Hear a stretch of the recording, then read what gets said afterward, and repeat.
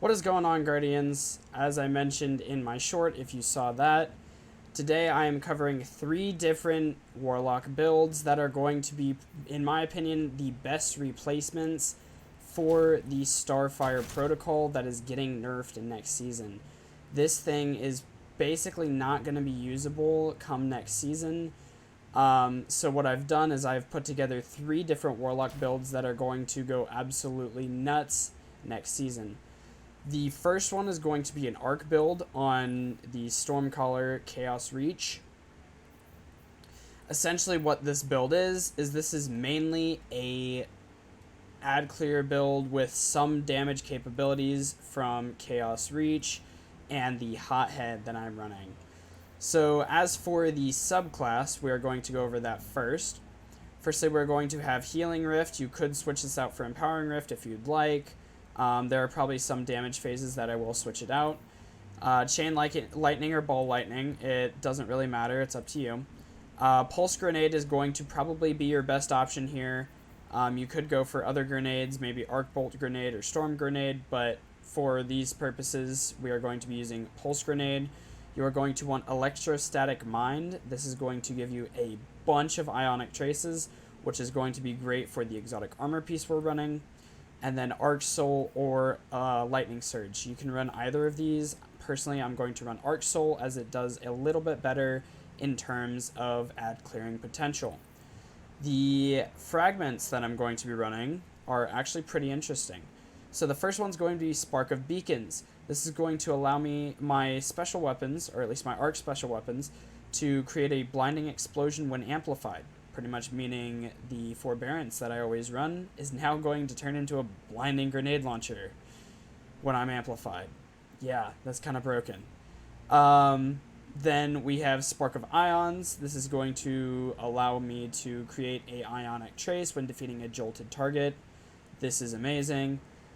Then we have Spark of Shock. This is going to allow my arc grenades to jolt targets, which makes Pulse Grenade amazing.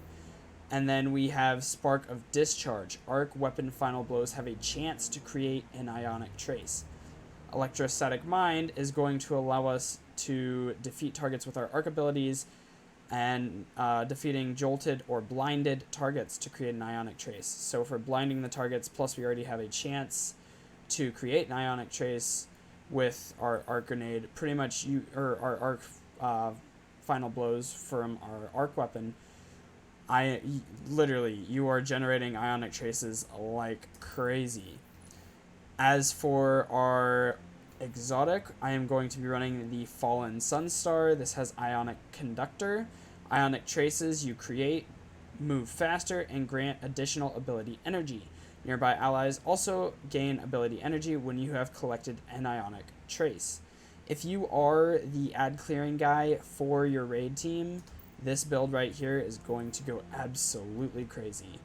Obviously, I have the guide roll guide for my forbearance on my YouTube channel, but this is what I'm going to be using as the arc special weapon to, do that insane ad clear potential.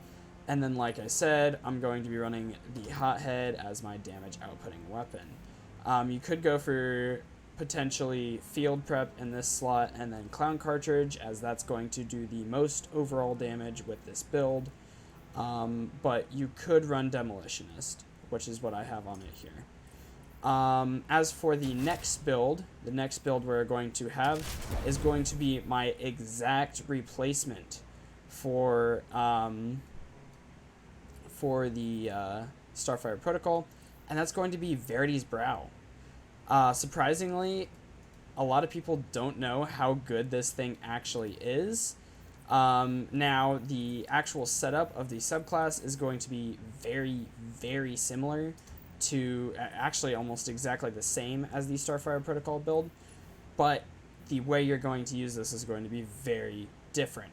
Weapon final blows with a damage type matching your subclass energy grants Death Throws, which provides a grenade damage bonus and grants you grenade energy. When you have Death Throws and throw a grenade, nearby allies gain greatly increased grenade regen for a short time. That is why I am running the Aisha's Dejection. This right here is going to be that solar weapon. that is going to proc Death Throes on my Verity's Brow. And then all you need is 6 Warlocks. Actually, I think you only need 2 Warlocks to get this thing to match Starfire Protocol. If you can get 6 Warlocks to proc Death Throes, you are regenning your grenades like crazy. So this is going to be my exact replacement for the Starfire Protocol. Now, as for something that I am probably going to run in a lot of content, this is going to be my damage outputting one. I'm probably still going to run it in a lot of content, but as for regular content, I'm going to run the Sun Bracers, as they're going to allow me to do good ad clear while also doing decent damage and being able to take out champions. So those are 3 Warlock builds that are really going to help you come next season, especially with that Starfire nerf. Anyways, that's going to be it from me. Aegon out.